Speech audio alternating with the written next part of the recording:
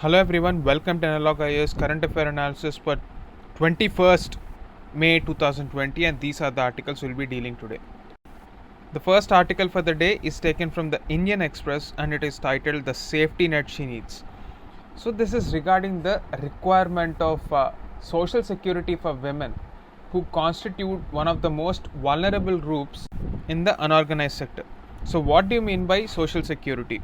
Having a health insurance, having a sort of a pension, having something to fall back upon after they retire.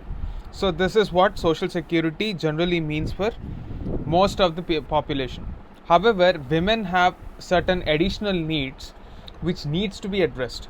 For example, traditionally women are given the role of raising their kids. So at workplace, childcare is an essential service for the poor, especially working women, because she cannot avoid work despite the fact that she has to attend to their child. So it is in this context this article becomes very important, given the fact that this is coming from the director of Self-Employed Women's Association, which is the largest self-help group in our country, and this has literally changed the lives of millions of women. So please pay attention to this article. So the article begins with an example as to how a self-help group has ensured social security for women. So this article talks about a lady called Ayesha Ben, where she is a home-based garment maker, and definitely she is working in the unorganized sector. Because of this fact, she will not have any access to social security. She will not have access to any health security or health insurance. Now, during this lockdown period, when the income levels of these families are very low, it is the insurance cover that helped recover her money that she spent for hospital needs. So this is the importance of having insurance. So there are millions of ladies like this in our country, and up to 90% of them work in the unorganized sector, and they earn very small amounts, but these amounts play a significant role in changing their social standing and also give them the much needed financial independence.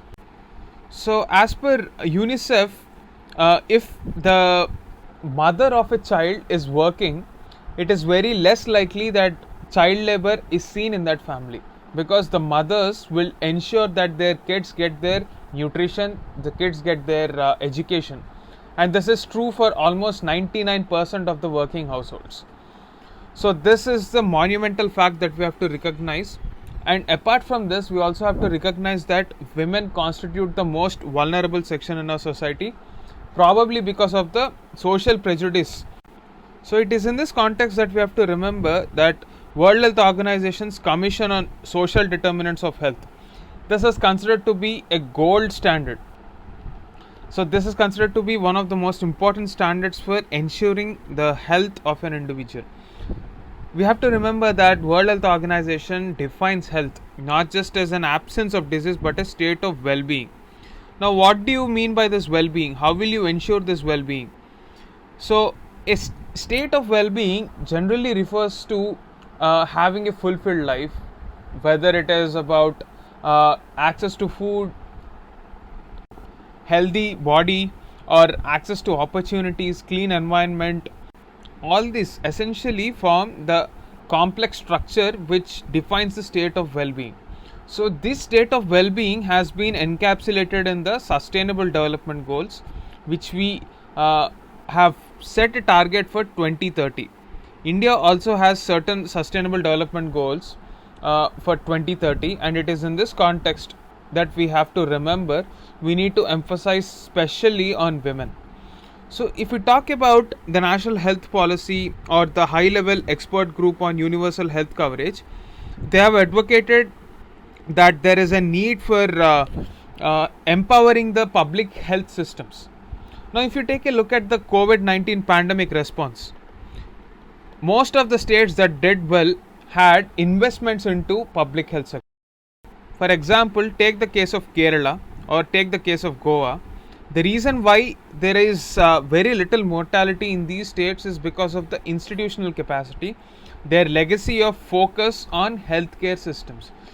So today we almost see that the government is pushing this privatization agenda, but there are certain aspects that government cannot withdraw. Yes, PPP models can definitely help us, but the government shall not withdraw from its role of being the primary facilitator in areas where there is market failure. Now, what do you mean by market failure?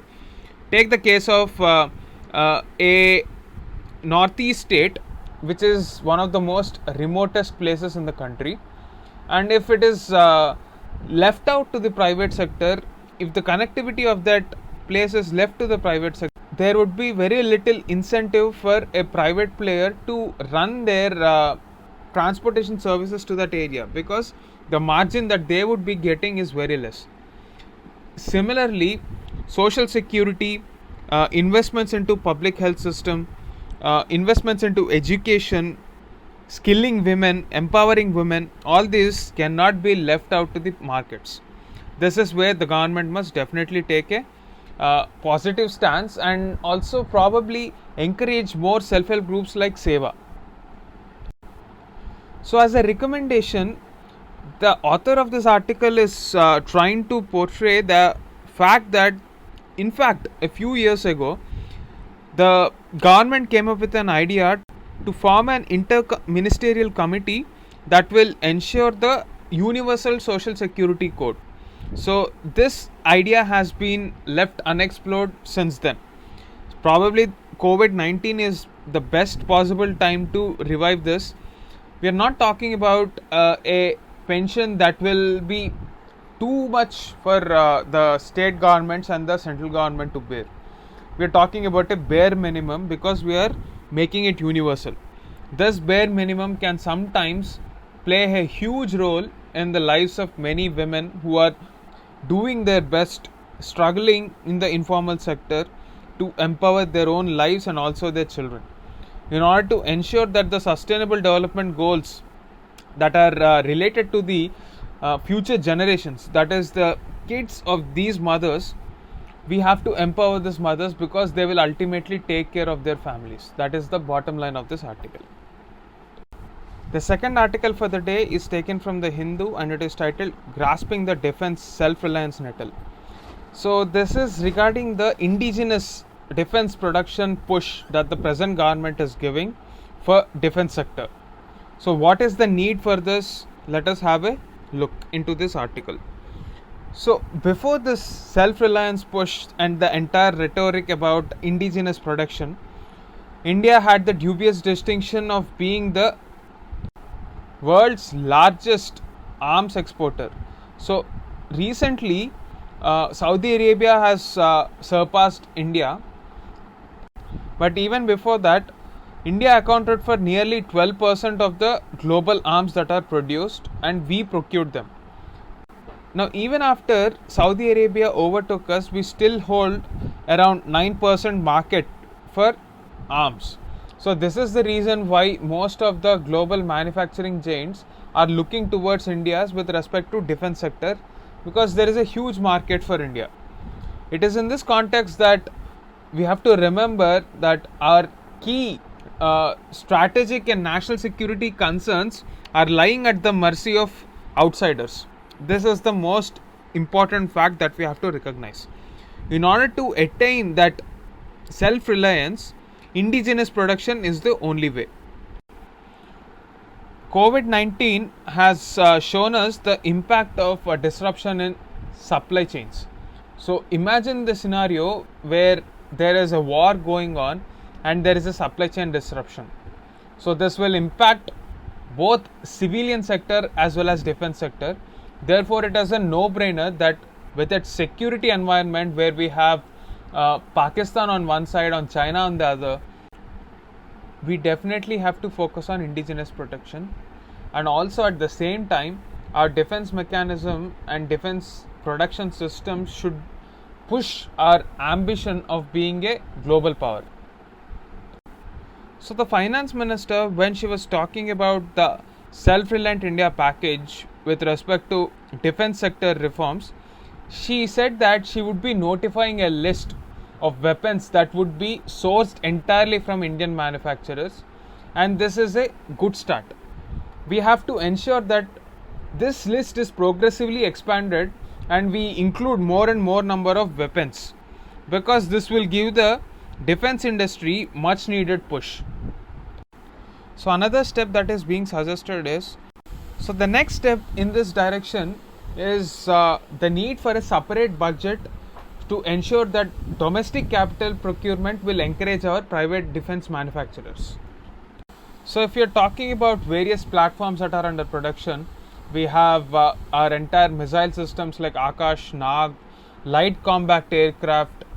There are various sub-suppliers and also suppliers who ensure that the supply chains remain short enough and regional. So this will ensure that the domestic industry grows and also the ancillary industries which are associated with the defense sector also grow. The government has promised a time-bound defense procurement process. So this will also ensure that the cash flow for these manufacturing facilities are also taken care of. The next step taken in this direction is the corporatization of the Ordnance Factory Board. So what do you mean by corporatization? It doesn't mean privatization. When in a privatization process, you will be selling this entire factory to a private entity. But if you're trying to corporatize this, the objective is to ensure it remains profitable and sustainable. So as a part of this, there is an administrative overhaul, and also this Ordnance Factory Boards will be listed on the stock exchange to raise capital. So the factories would be better integrated into the larger defense manufacturing ecosystem. In the recent Atmanirbhar Bharat Abhiyan package, the government has announced that it will also be increasing the FDI limits to 74% through automatic route. So what is the impact of this move? So it will automatically improve our chances to have more and more number of joint venture companies with foreign entities. So Indian companies in defense manufacturing sector will also be benefited, because there is a possibility of better technology transfer. It would also sustain a domestic industrial activity in research, design and manufacturing of systems. So what is the way forward? There is a new defense procurement policy that is coming up in 2020 as announced by the government. So one of the most important aspect that this document should address is creating ecosystem and pathways that can promote forward-looking strategic partnerships. So there are certain foreign companies which have the advantage of technology, and at the same time we have indigenous companies which have the required capital. So the defense procurement policy should ensure that the foreign companies tie up with the Indian companies. There should be an incentive for both the players, and only then this defense manufacturing ecosystem in our country will thrive. And one of the most important aspect that the government must be ready to face in the future is, what is the role of DRDO? Till now, the Defense Research and Development Organization was the sole government advisor when it comes to development and evaluation of technologies. So what will be the role going forward? Will there be any private sector involvement? If there is private sector involvement, how will you ensure that there is no lobbying and our defense expenditure is audited in a proper manner? So this is the gist of this article.